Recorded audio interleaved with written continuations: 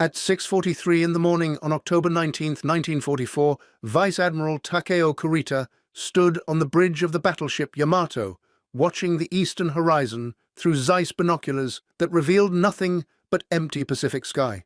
His combined fleet strike force had been at sea for 4 days, steaming toward Leyte Gulf in the Philippines, where American invasion forces had established a beachhead that threatened Japan's access to Southeast Asian oil. Intelligence reports indicated 3 American aircraft carriers operating somewhere east of Samar Island, but Kurita had no precise location data and no effective reconnaissance assets to find them. What he did know, with the certainty born from 3 years of naval warfare, was that American carriers posed a serious threat but required considerable time to launch coordinated strikes. Japanese carrier doctrine, refined through extensive pre-war training and combat experience since Pearl Harbor, assumed that launching a full deck load of aircraft required at least 2 hours of careful preparation. Deck crews needed time to spot aircraft, warm engines, brief pilots, and sequence launches to ensure fighters, dive bombers, and torpedo planes departed in proper tactical formation. Kurita's experience told him that American carriers, larger and more complex than their Japanese counterparts, would require even longer preparation times. If his scouts could locate the enemy carriers early enough, his battleships might close within gun range before American aircraft could launch in meaningful numbers. It was a calculated risk based on proven patterns of carrier operations that had remained consistent throughout the Pacific War. If you're enjoying this deep dive into the story, hit the subscribe button and let us know in the comments from where in the world you are watching from today. What Kurita did not know and could not have anticipated from his experience was that American carrier aviation had undergone a revolutionary transformation in operational efficiency during the 18 months since the Battle of Midway. The doctrine, training, and deck procedures that governed American carrier strikes in 1944 bore almost no resemblance to the careful, methodical approaches that had characterized operations in 1942 and 1943. The Americans had systematically eliminated every unnecessary step, every wasted motion, every procedural bottleneck that slowed aircraft launches, creating a system that could put more planes in the air faster than any naval force in history. The transformation began with failure. On June 4, 1942, during the Battle of Midway, American carriers had struggled to launch coordinated strikes against the Japanese fleet. The attack group from USS Hornet had become separated, with torpedo bombers, dive bombers, and fighters proceeding to the target along different routes at different altitudes. The resulting piecemeal attacks had proven devastating for the torpedo squadrons, which approached Japanese carriers without fighter cover and were massacred by defending Zeros. 15 of 15 torpedo bombers from Hornet's Torpedo Squadron 8 were shot down without scoring a single hit. The tactical lessons were brutally clear. American carrier doctrine in 1942 emphasized perfect coordination over speed of launch.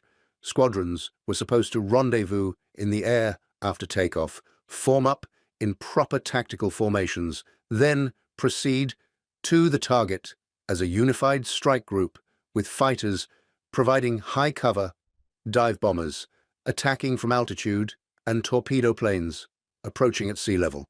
This theoretical perfection required extensive time to execute. Fighters launched first, then circled the carrier, waiting for slower dive bombers and torpedo planes. Once all aircraft were airborne, additional time was consumed forming tactical formations before the strike group could proceed toward the enemy. The total elapsed time from first aircraft launch to strike group departure often exceeded 90 minutes. During that 90-minute window, the enemy could maneuver, change course, or launch their own strikes. At Midway, Japanese carriers had moved significantly from their initially reported positions, forcing American strike groups to search across hundreds of square miles of empty ocean. Some squadrons never found the target. Others arrived with barely enough fuel to attack and return home. The inefficiency of the system had nearly cost America the battle. Commander John Crommelin, serving as Air Operations Officer aboard USS Enterprise during Midway, recognized that American carrier doctrine needed fundamental revision. Traditional emphasis on coordinated attacks made tactical sense, but the time required for coordination created strategic vulnerabilities. If American carriers could launch aircraft faster, even at the cost of some tactical coordination, they could strike enemy forces before those forces could launch their own attacks. Speed of launch, Crommelin argued, was more important than perfection of formation. His analysis found receptive audience among senior naval aviators who had witnessed the failures at Midway. Captain Arthur Radford, who would later command carrier task forces in the Philippines campaign, began experimenting with rapid launch procedures during training operations in late 1942. His goal was simple: get every flyable aircraft off the flight deck as quickly as possible. Then sort out tactical formations en route to the target rather than circling overhead, wasting time and fuel. The first challenge was flight deck choreography. American carriers in 1942 typically spotted aircraft for launch in the order they would depart: fighters first, then dive bombers, then torpedo planes. This sequence made sense from a tactical coordination perspective, but created bottlenecks on the flight deck. Fighters had to wait while slower aircraft were positioned and launched. The entire launch sequence moved at the pace of the slowest aircraft type. Radford's solution was to spot aircraft in multiple deck loads, with faster types positioned to launch first, while slower types were still being brought up from the hangar deck. The new procedure required precise timing and careful coordination between flight deck officers, hangar deck crews, and elevator operators, but it dramatically reduced wasted time between launches. Instead of launching 30 aircraft over 90 minutes, properly executed rapid launch procedures could put the same number of planes airborne in 45 minutes or less. Lieutenant Commander Edward Steichen, assigned to document carrier operations for the Navy's aviation training program, filmed several experimental rapid launches during 1943. His footage, shot aboard USS Lexington during shakedown operations, revealed the extraordinary complexity of coordinated flight deck operations. Deck crews moved through carefully rehearsed patterns, bringing aircraft from hangar deck to flight deck, positioning planes in launch sequence, starting engines, conducting final inspections, and clearing planes for takeoff with ballet-like precision. Every motion had purpose. Every crew member knew exactly where to be at each moment of the launch cycle. Plane captains warmed engines while ordnance crews made final weapons checks. Landing signal officers stood ready to wave off any aircraft showing mechanical problems before it attempted takeoff. Flight deck officers used colored flags and hand signals to direct aircraft movement through the crowded deck space.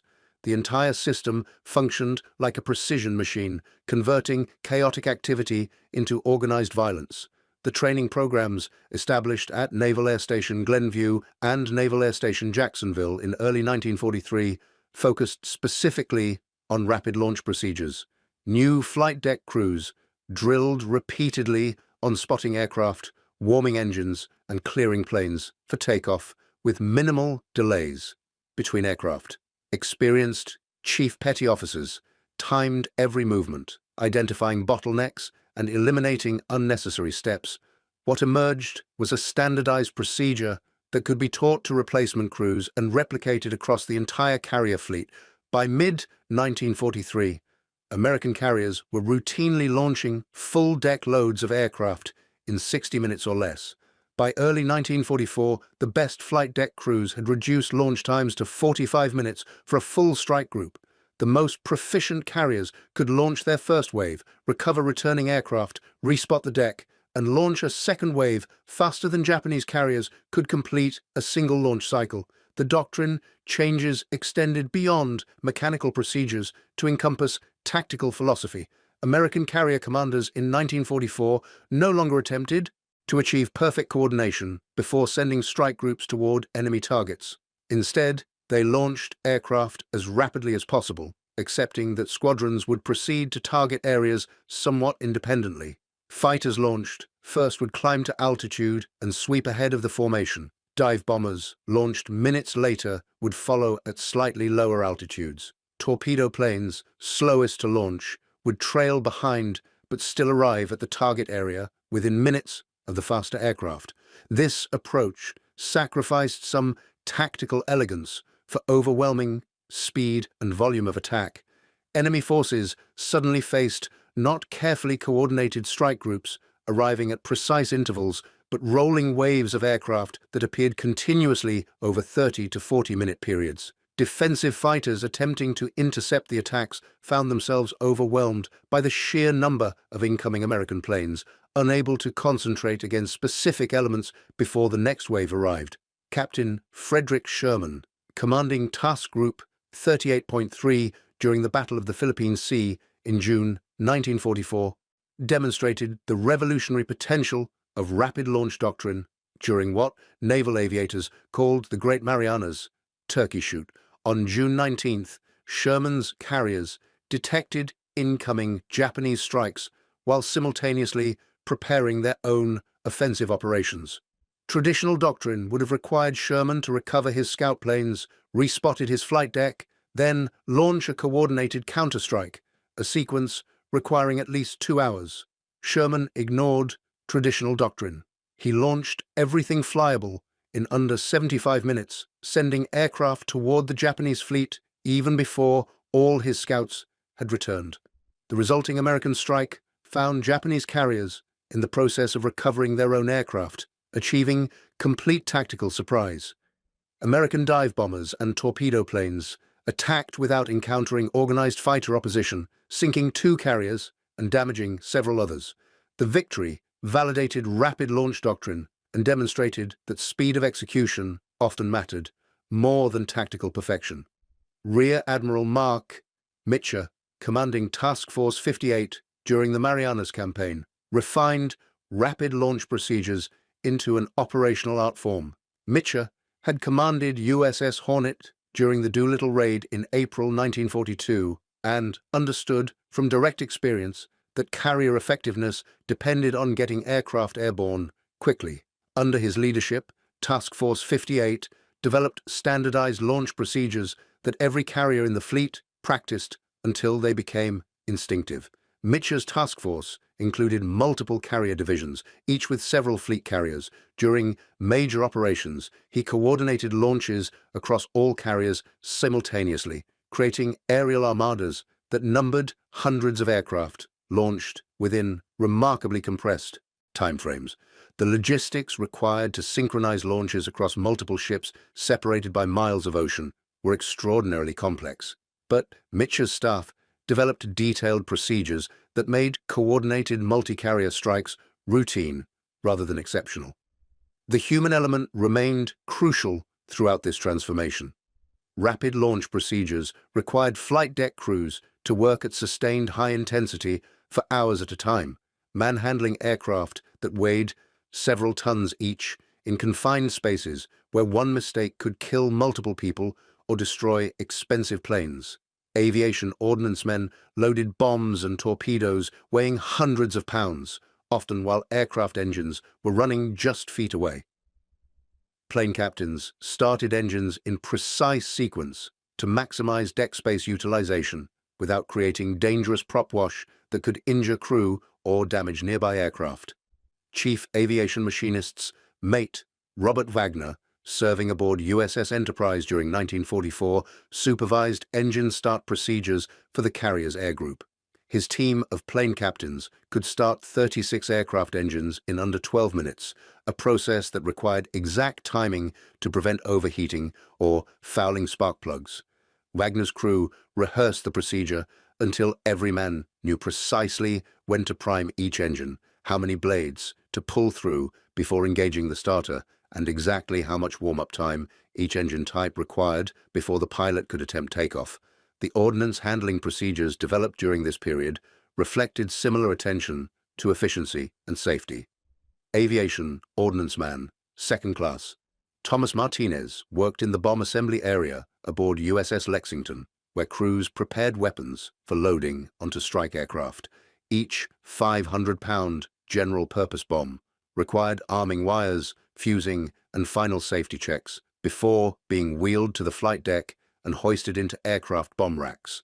Martinez's team could prepare 60 bombs per hour, maintaining a steady flow of weapons to the flight deck that kept pace with rapid launch operations. Flight deck officers, directing aircraft movement, developed an entirely new vocabulary of hand signals and colored flag patterns that allowed precise, non-verbal communication in the deafening noise environment of carrier flight operations. Yellow jerseys directed aircraft taxi movements, red jerseys handled ordnance, purple jerseys fueled aircraft, green jerseys operated catapults and arresting gear, blue jerseys positioned aircraft and chocked wheels. Each color-coded specialty moved through carefully choreographed patterns that transformed the flight deck into a synchronized industrial process. The elevator systems that moved aircraft between hangar deck and flight deck became critical bottlenecks that required careful management. Essex-class carriers had 3 elevators, each capable of lifting a fully armed and fueled aircraft from the hangar bay to the flight deck in under 30 seconds. During rapid launch operations, elevators ran continuously, bringing aircraft topside in precisely timed sequences that matched flight deck spotting requirements. Elevator operators learned to anticipate deck officers' needs, positioning the next aircraft for lift even before the deck signal came to send it up. Lieutenant James Michener, serving as a naval historian documenting carrier operations, observed multiple rapid launches during the Philippines campaign. His detailed notes captured the controlled chaos of flight deck operations during combat. "The noise is overwhelming," he wrote after watching a launch sequence aboard USS Essex. "Engines roar, catapults hiss, deck crews shout over sound-powered phones, yet somehow order emerges from apparent confusion. Within 40 minutes, the deck has gone from full of aircraft to empty, and 52 planes are airborne, heading toward enemy positions 180 miles away." The transformation in American carrier aviation effectiveness between 1942 and 1944 represented more than just improved procedures. It reflected a fundamental shift in American military culture toward pragmatic efficiency over theoretical perfection. Japanese carrier doctrine, refined through decades of peacetime training, emphasized flawless execution of complex operations. American doctrine, tempered by combat experience and industrial pragmatism, emphasized getting the job done quickly, even if that meant accepting some tactical imperfection. This cultural difference manifested in countless small decisions that accumulated into decisive operational advantages. American carriers routinely launched aircraft with minor mechanical issues that Japanese doctrine would have grounded. American pilots accepted briefings that Japanese aviators would have considered inadequate. American flight deck crews worked through fatigue that Japanese regulations would have prohibited. None of these individual compromises seemed significant, but their cumulative effect was revolutionary. By October 1944, when Vice Admiral Kurita's battleship force approached Leyte Gulf, American carrier aviation had evolved into a weapon system optimized for sustained high-tempo operations that Japanese commanders could barely comprehend.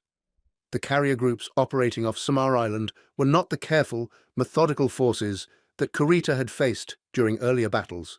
They were something new, floating airfields capable of generating overwhelming aerial firepower with minimal warning and maximum speed. Rear Admiral Clifton Sprague commanded Task Unit 77.4.3, callsign Taffy 3, from the bridge of the escort carrier USS Fanshawe Bay. His command consisted of 6 escort carriers, 3 destroyers, and 4 destroyer escorts operating approximately 50 miles east of Samar Island. The mission was straightforward: provide air support for ground troops fighting on Leyte, conduct anti-submarine patrols, and maintain combat air patrol against possible Japanese air attacks. Nobody expected surface action this far behind American lines. Escort carriers were not fleet carriers. They were converted merchant ship hulls with flight decks added, designed for convoy protection and ground support rather than fleet action. USS Fanshawe Bay displaced 11,000 tons compared to the 27,000 tons of an Essex-class fleet carrier. Her maximum speed was 18 knots compared to 33 knots for fleet carriers. She carried 28 aircraft compared to 90 aircraft aboard fleet carriers. Her armor protection was minimal, and her anti-aircraft armament was designed to defend against air attack, not surface combat with battleships. At 6:45, on the morning of October 25th, radar operators aboard USS Fanshawe Bay detected surface contacts 20 miles northwest of the formation. The initial assumption was that these were American vessels from Admiral Halsey's Third Fleet, which was supposed to be covering the northern approaches to Leyte Gulf. Within minutes, visual identification from Combat Air Patrol aircraft reported the contacts as Japanese heavy cruisers and battleships steaming at high speed directly toward Taffy 3.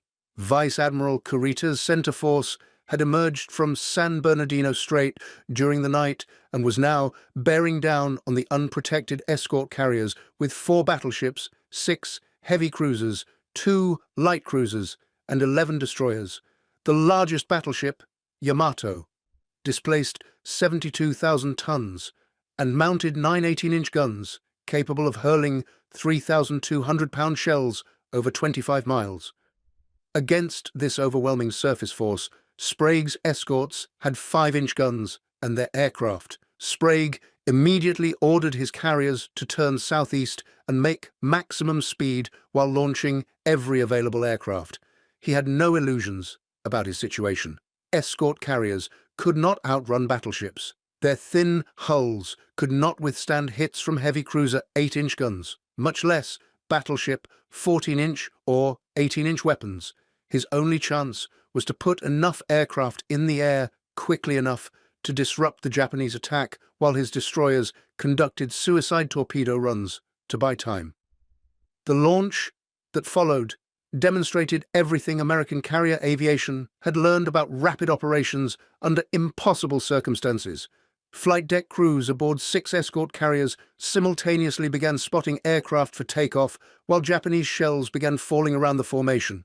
Some aircraft launched with partial fuel loads because there was no time for complete fueling. Some launched without full ammunition because ordnance crews were still loading weapons when the order came to get airborne immediately. Some launched with bombs intended for ground support missions because there was no time to switch to armor-piercing weapons more suitable for attacking warships. Aviation machinist's mate, Third-Class Donald Johnson, stood on the flight deck of USS White Plains, frantically hand-cranking the inertial starter on a Grumman TBM Avenger torpedo bomber, while Japanese 14-inch shells raised geysers of water 300 yards off the port beam. The normal starting procedure required 2 minutes of cranking to build flywheel momentum. Johnson's watch showed he had been cranking for 45 seconds when the pilot, Ensign William Brooks, shouted that they needed to launch immediately. Johnson gave the engagement signal despite knowing the flywheel was barely at minimum RPM. The engine caught, coughed, nearly died, then roared to life. Brooks released brakes and began his takeoff roll while Johnson was still climbing down from the wing. Similar scenes played across all 6 escort carriers as deck crews compressed normal launch procedures that required 30 to 40 minutes into frantic efforts measured in single-digit minutes. Pilots climbed into cockpits without formal briefings. Plane captains started engines before completing pre-flight inspections. Flight deck officers waved aircraft into launch position while ordnance crews were still arming weapons. The careful choreography that characterized normal carrier operations dissolved into controlled emergency procedures where getting aircraft airborne, any aircraft with any weapons, took absolute priority over safety regulations and standard procedures. Lieutenant Commander Edward Huxtable, commanding Composite Squadron 5 aboard USS Kitcon Bay, launched with 9 FM-2 Wildcat fighters without knowing the exact composition of the Japanese force, its precise course, or even how many enemy ships were attacking. His squadron's normal mission was combat air patrol and ground support. The fighters carried mixed loads of general-purpose bombs and rockets intended for attacking Japanese positions ashore. None of this ordnance was particularly effective against armored warships, but Huxtable had no choice. He formed up his 9 fighters in loose formation and headed northwest toward the sound of gunfire, planning his attack as he flew. The launch from Taffy 3's 6 carriers between 6:45 and 7:25 that morning put approximately 120 aircraft airborne in 40 minutes under direct fire from the most powerful battleship force in the Japanese Navy. This represented a launch rate of 3 aircraft per minute across the entire task unit, achieved while maneuvering evasively at maximum speed, laying smoke screens and taking incoming fire from guns that outranged any defensive weapon the carriers possessed. By comparison, Japanese carriers operating under ideal peacetime conditions typically required 90 minutes to launch comparable numbers of aircraft. Even under combat conditions, with experienced crews and perfect preparation, Japanese doctrine allocated at least 60 minutes for a full deck load launch. The concept of launching over 100 aircraft in 40 minutes while under direct attack was so far outside Japanese operational assumptions that Kurita's staff initially refused to believe the reports from their own observers. Commander Tonosuke Otani, serving as operations officer aboard Yamato, watched through binoculars as aircraft continued streaming from the American escort carriers despite Japanese gunfire that was clearly scoring near misses. They should not be able to launch under these conditions, he later recalled saying to Admiral Ugaki, Kurita's chief of staff. Our doctrine states categorically that carrier operations cease when under direct surface fire, yet they continue launching. Where are all these aircraft coming from? The answer was that American carrier doctrine no longer recognized conditions under which launching aircraft became impossible. The default assumption had become, if the deck was not underwater and the ship retained steerage, launches would continue. This represented a fundamental philosophical difference in how American and Japanese naval forces approached carrier operations under stress. Lieutenant Robert Fowler, flying an FM-2 Wildcat fighter from USS White Plains, made his first attack run on the Japanese heavy cruiser Kumano at 7:32. He carried 6 5-inch high-velocity aircraft rockets and 400 rounds of 50-caliber ammunition, neither particularly effective against a heavy cruiser displacing 15,000 tons and protected by 8 inches of belt armor. Fowler's attack plan was simple: dive from 7,000 feet, fire all rockets at minimum range, then strafe the cruiser's superstructure to suppress anti-aircraft fire for the torpedo bombers following behind him. The attack achieved little physical damage. His rockets struck Kumano's forward hull but failed to penetrate the armor belt. His 50-caliber bullets sparked off armored surfaces without causing significant casualties or equipment damage. But the attack forced Kumano to maneuver evasively, breaking the cruiser's firing solution against USS Gambier Bay and buying precious minutes for the escort carrier to generate more smoke and open the range slightly. This pattern repeated across the entire engagement. Individual American aircraft attacks rarely achieved decisive results, but the continuous pressure from dozens of aircraft attacking in loose sequence prevented Japanese gunners from establishing accurate fire solutions and disrupted the fleet's formation integrity.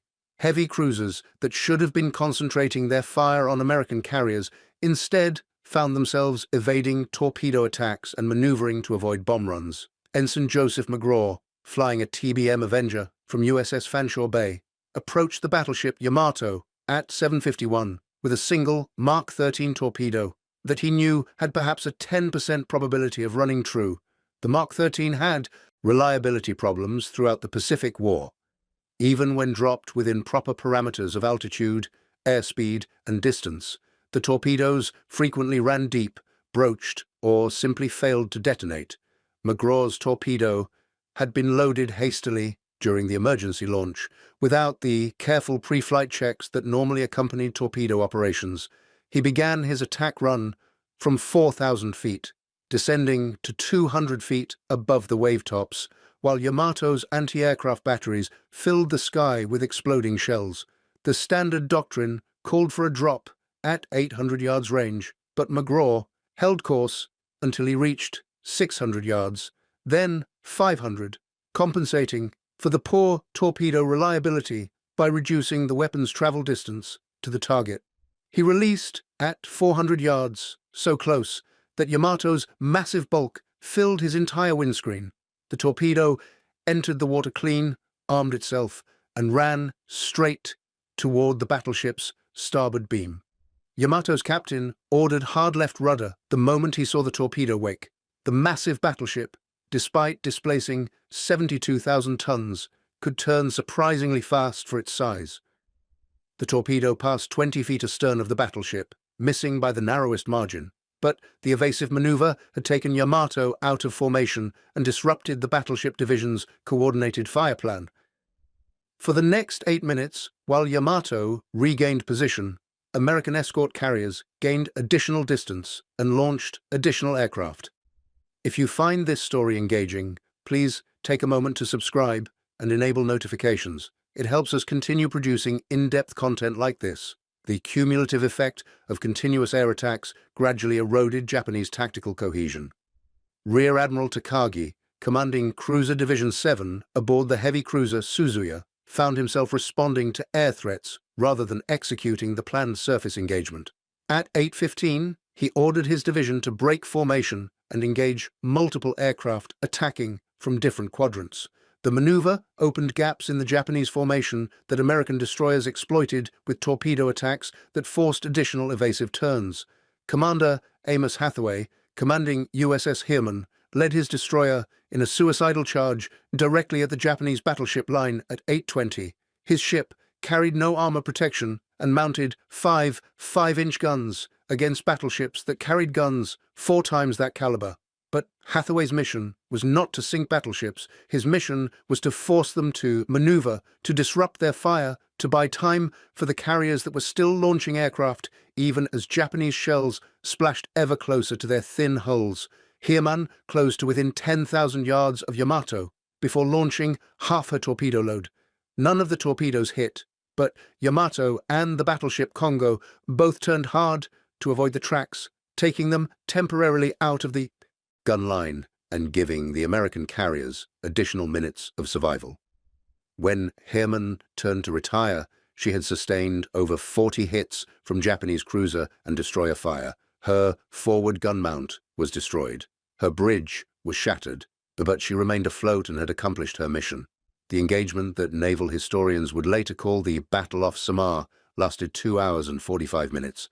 During that period, Taffy 3's 6 escort carriers launched approximately 280 combat sorties, an average of 1 aircraft every 35 seconds across the entire task unit. Some aircraft made 3 separate attack runs after rearming at the carriers between strikes. Some conducted dummy attacks with empty guns after expending all ammunition, making diving passes that forced Japanese ships to maneuver even though the aircraft could do no physical damage. Lieutenant Commander Richard Fowler, commanding Composite Squadron 10 aboard USS Gambier Bay, organized a relay system where aircraft would land, rearm with whatever ordnance was available, then immediately relaunch while other planes from the squadron maintained continuous pressure on the Japanese fleet. The procedure violated numerous safety regulations and required flight deck crews to perform rearming operations that normally took 20 minutes in under 8 minutes. But it worked. Fowler's squadron maintained at least 6 aircraft over the Japanese fleet continuously from 7:30 until 10:15, when Admiral Kurita ordered his forces to break off the action and retire. Kurita's decision to withdraw puzzled both his own subordinates and American commanders who monitored Japanese radio traffic. The center force had sunk 1 escort carrier, 2 destroyers, and 1 destroyer escort.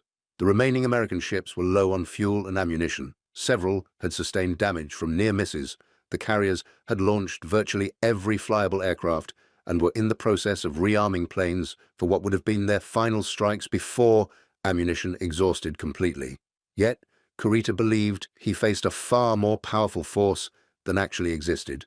His staff estimated they were engaging fleet carriers, not escort carriers. They calculated that the overwhelming number of air attacks must be coming from multiple carrier groups, not 6 small escort carriers. They assumed American battleships and cruisers must be approaching from the east, given the ferocity of the destroyer attacks. Every assumption was wrong, but the continuous pressure from American airstrikes had created an intelligence picture that bore no relationship to reality. Commander Otani's action report, filed after the battle, revealed the extent of Japanese confusion. Enemy carrier forces launched sustained air attacks from 0650 to 1015 hours. He wrote, estimated minimum 3 fleet carriers with escorting vessels, total aircraft engaged estimated at 200 to 250. Our forces achieved probable hits on 1 carrier, but enemy maintained continuous launch operations throughout engagement. Recommend revision of intelligence estimates regarding American carrier operational capabilities under combat conditions. The reality was that Taffy 3 possessed exactly 108 aircraft total across all 6 carriers.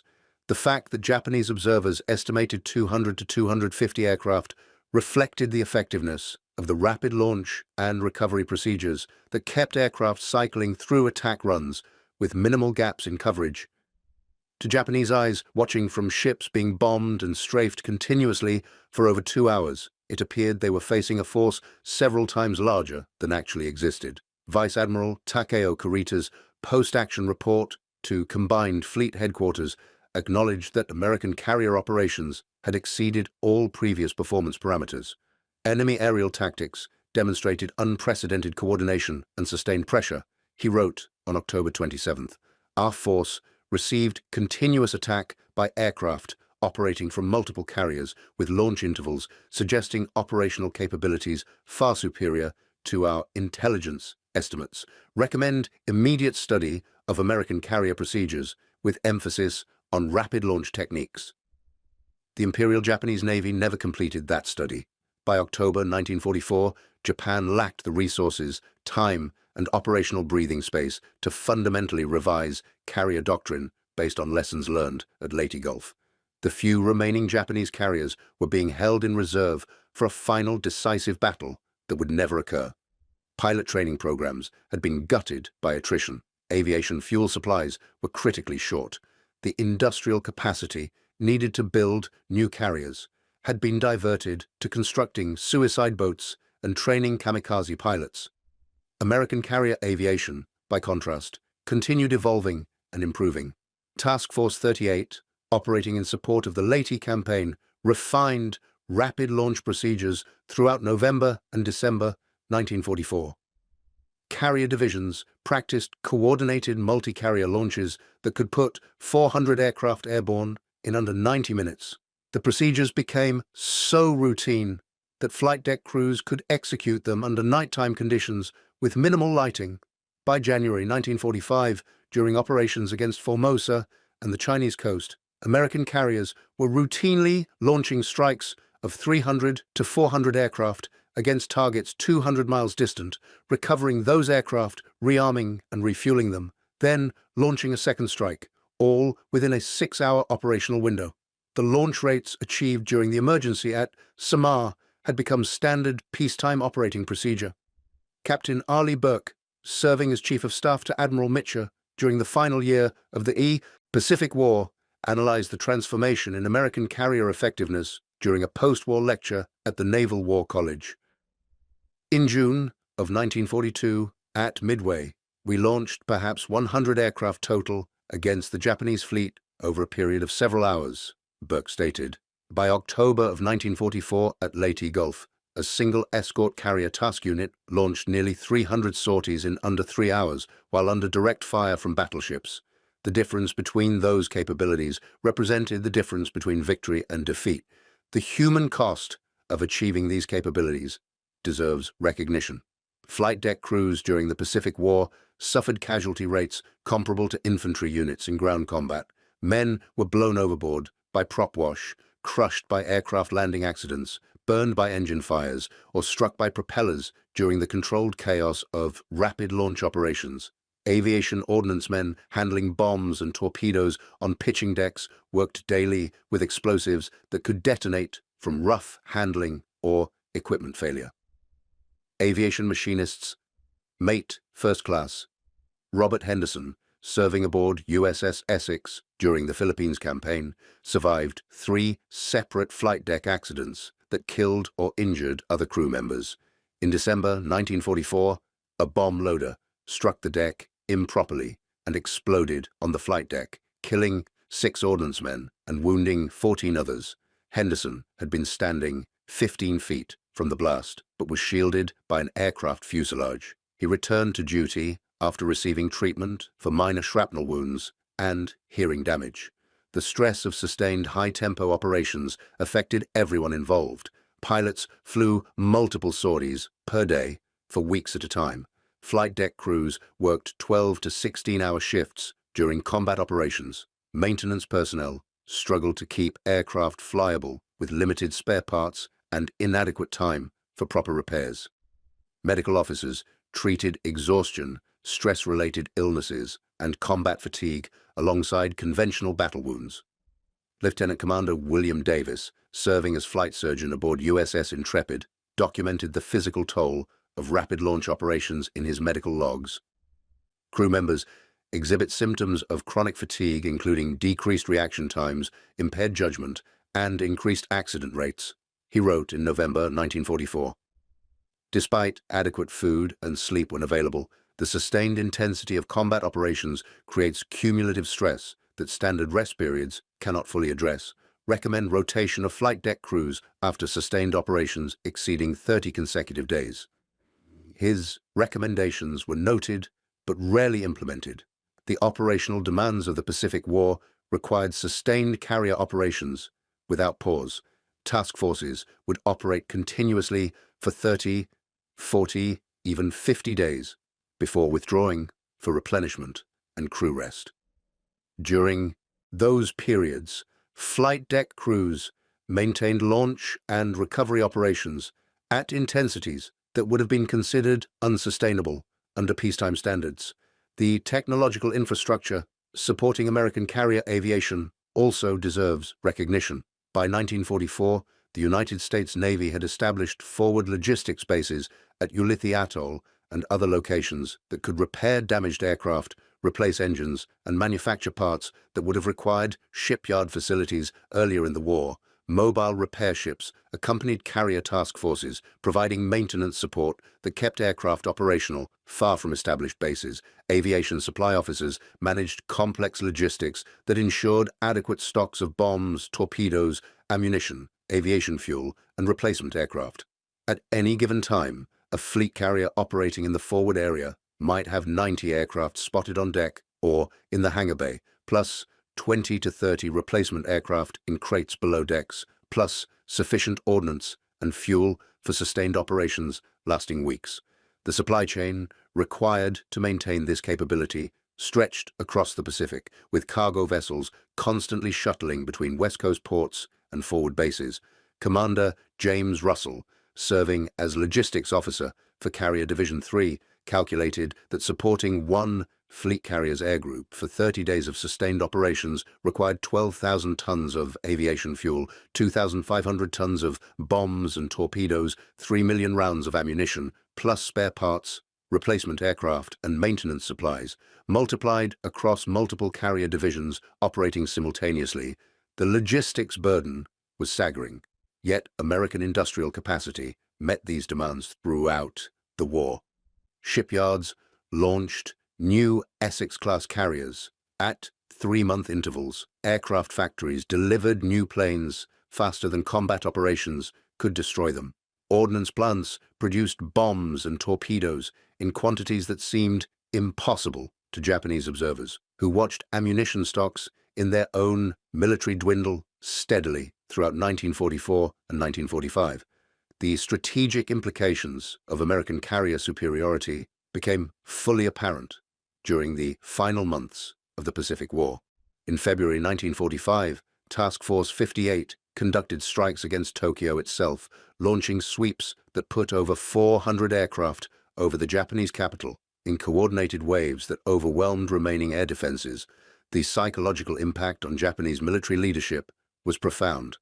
American carriers were now operating with impunity within sight of Mount Fuji, demonstrating a level of tactical confidence and operational capability that made continued resistance appear futile.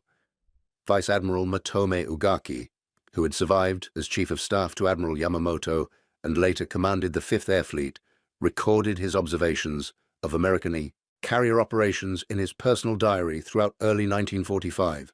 His entry for February 17th revealed the despair that gripped senior Japanese commanders as they confronted American naval aviation capabilities they could not match or counter.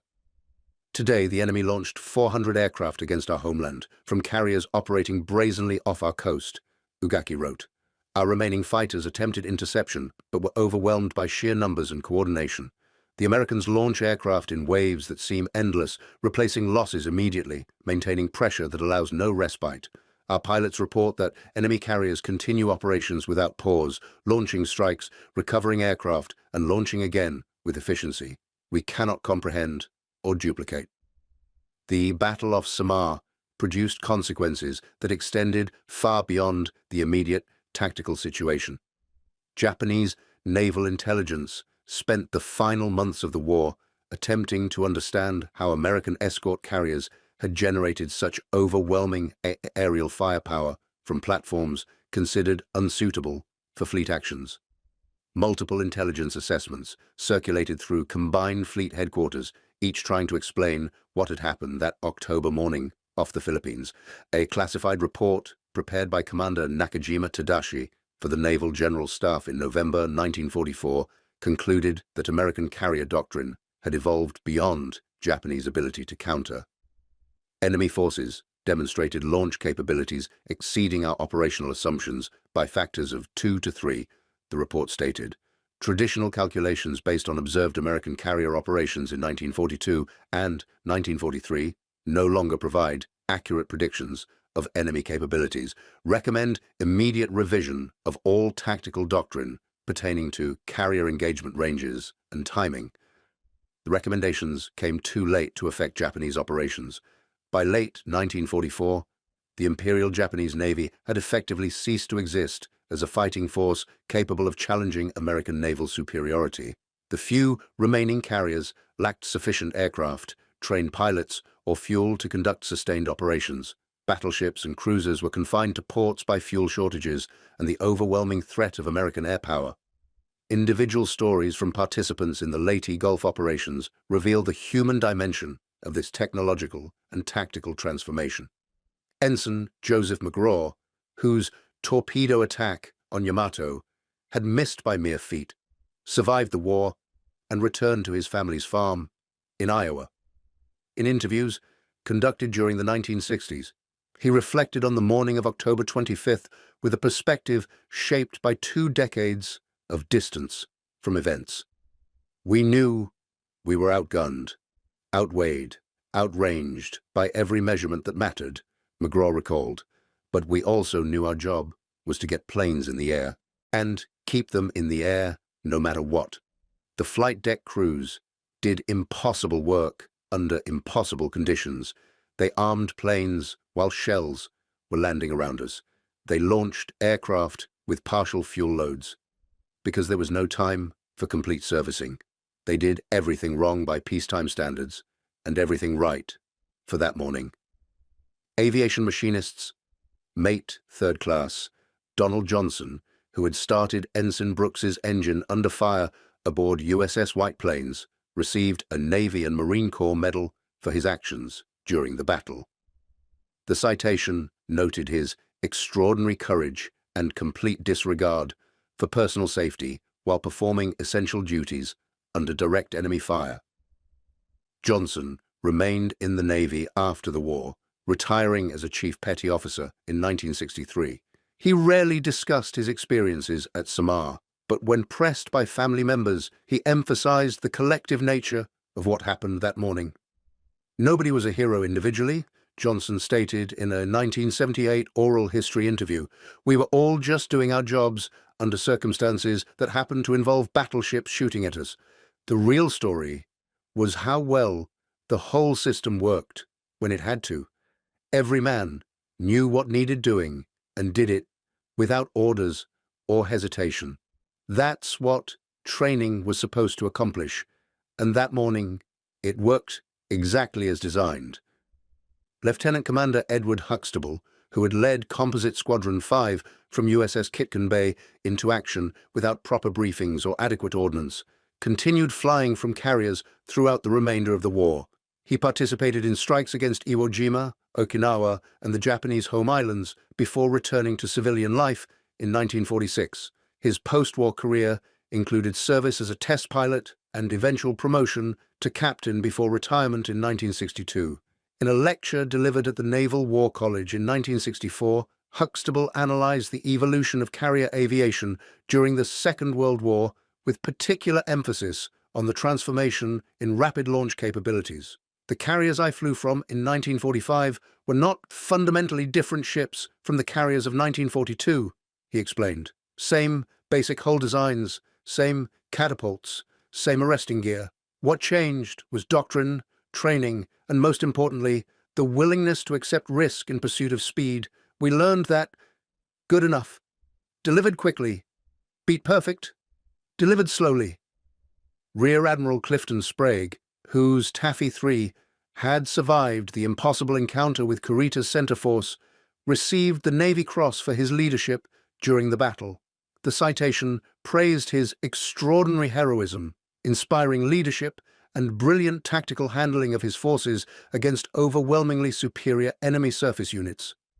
Sprague continued commanding carrier groups throughout the remaining months of the Pacific War, participating in operations against Iwo Jima and Okinawa. In his official action report, filed on October 30, 1945, Sprague provided detailed analysis of why Taffy 3 survived when tactical calculations suggested annihilation was inevitable. The decisive factor was the speed and volume of air operations achieved by all carriers of this unit. He wrote, "Despite enemy gunfire, damage to ships, and casualties among personnel, launch operations continued without significant degradation. This sustained aerial pressure disrupted enemy formation integrity and created the impression of forces far larger than actually engaged." Sprague's assessment identified the critical psychological dimension of rapid launch capabilities. Japanese commanders made tactical decisions based on observed American air activity, not on accurate intelligence about American ship numbers or capabilities. The sheer volume of aircraft appearing over Kurita's fleet convinced Japanese observers they faced a much larger force than 6 escort carriers could possibly generate, leading to operational decisions that gave Taffy 3 time to survive. Vice Admiral Kurita never fully explained his decision to break off the engagement at Samar when victory appeared within reach. Post-war interrogations by American naval intelligence officers revealed that Kurita believed he faced at least 3 fleet carriers with appropriate escort forces. The continuous air attacks, combined with aggressive destroyer torpedo runs, convinced him that his force was sailing into a trap where American battleships and cruisers would appear from over the horizon at any moment. The volume of enemy air activity suggested forces far greater than intelligence estimates indicated. Kurita stated during interrogation in December 1945, "My staff calculated that we had encountered at minimum 3 carrier groups based on observed launch rates and sustained pressure. Under these circumstances, pressing the attack seemed likely to result in destruction of my entire force with minimal strategic gain." Kurita's intelligence officers had made fundamentally incorrect assumptions about American carrier capabilities based on their own operational experience and doctrine. Japanese carriers launching full deck loads required 60 to 90 minutes under ideal conditions. Extrapolating from this baseline, they calculated that American carriers must require similar or longer periods given the larger aircraft complements and more complex operations. When they observed launch rates that exceeded these calculations by factors of 2 or 3, the only logical conclusion seemed to be that they faced more carriers than actually existed. Commander Tonosuke Otani's detailed action report, discovered in Japanese naval archives after the war, documented this analytical failure with remarkable honesty. "Our fundamental error was assuming American carrier operations functioned within parameters similar to our own doctrine," Otani wrote. "When observed enemy behavior exceeded those parameters, we concluded we faced larger forces rather than recognizing that American operational capabilities had evolved beyond our understanding." This intelligence failure directly contributed to tactical decisions that prevented destruction of enemy carrier forces when opportunity existed. The broader lessons of rapid launch doctrine influenced American naval aviation development throughout the Cold War period. The principle that speed of operations often mattered more than tactical perfection became foundational to carrier doctrine in subsequent decades. Modern aircraft carriers can launch and recover aircraft at rates that would have seemed impossible to Second World War planners, but the underlying philosophy traces directly to innovations developed during the Pacific Campaign. Captain James Flatley, who served as operations officer for multiple carrier task groups during the final year of the Pacific War, later became a key figure in developing jet aircraft carrier operations during the late 1940s and early 1950s. His work on rapid launch procedures for jet aircraft drew explicitly on lessons learned during the Pacific War, particularly the recognition that mechanical efficiency and crew training could compress operational timelines dramatically. The fundamental insight from the Second World War was that human performance under pressure exceeded theoretical limitations when properly trained and motivated, Flatley wrote in a 1952 memorandum on jet carrier operations. What seemed impossible became routine once crews understood that survival depended on achieving those impossible standards. The same principle applies to jet operations. Initial estimates suggest jets cannot operate from carriers at acceptable rates. Experience will prove those estimates wrong. The technological infrastructure supporting rapid launch operations also influenced post-war naval aviation development. The logistics systems, maintenance procedures, and supply chains established during the Pacific War became templates for Cold War carrier operations. The principle that carriers required extensive support from auxiliary vessels, forward bases, and sophisticated logistics networks remained central to American naval planning. Captain Arthur Radford, whose experimental work on rapid launch procedures in 1942 and 1943 had contributed to doctrinal evolution, rose to become chairman of the Joint Chiefs of Staff during the 1950s. His understanding of carrier capabilities shaped strategic planning during crucial Cold War confrontations, including decisions about carrier deployments during the Korean War and subsequent crises. The human cost of achieving rapid launch capabilities deserves final recognition in any honest accounting of this transformation. Between December 1941 and August 1945, the United States Navy suffered approximately 14,000 flight deck casualties, including over 4,000 deaths from operational accidents unrelated to enemy action. These casualties resulted from the inherently dangerous nature of carrier aviation operations, where heavy aircraft, high explosives, volatile fuels, and confined spaces created constant hazards. Chief Aviation Boatswain's mate, Harold Schmidt, who supervised flight deck operations aboard USS Enterprise throughout the Pacific War, lost 17 men from his division to operational accidents between 1942 and 1945. 3 were blown overboard by prop wash and never recovered. 5 died in a deck fire caused by leaking fuel. 4 were killed when an aircraft broke loose during heavy weather and crushed them against another plane. 2 died from injuries sustained during night landing operations. 3 were lost in various other accidents. Every man on that flight deck knew the risks, Schmidt stated in a 1976 interview. We trained constantly on safety procedures, but when you're operating at the tempo we maintain during combat operations, accidents happen. The miracle wasn't that we lost men. The miracle was that we didn't lose more, given the intensity of what we were doing day after day, for months at a time. The technological achievements that enabled rapid launch operations also came at tremendous industrial and financial cost. Building and maintaining the fleet of carriers, aircraft, and support vessels required resources on a scale that only American industrial capacity could sustain. By 1945, the United States operated over 100 aircraft carriers of various types, from small escort carriers to massive fleet carriers. Each required crews numbering in the thousands, air groups with dozens of aircraft, and constant supplies of fuel, ordnance, and spare parts. The total cost of American naval aviation during the Second World War exceeded $40 billion in contemporary currency equivalent to over $700 billion in modern terms. This represented approximately 15% of total American military spending during the war, a massive investment that purchased overwhelming superiority in naval aviation capabilities that Japan could not match or counter. Captain Paul Holmberg, who served as logistics officer for the Pacific Fleet's carrier forces during 1944 and 1945, calculated that supporting one fleet carrier's operations for 30 days required cargo vessel capacity equivalent to 3 Liberty ships fully loaded with aviation supplies.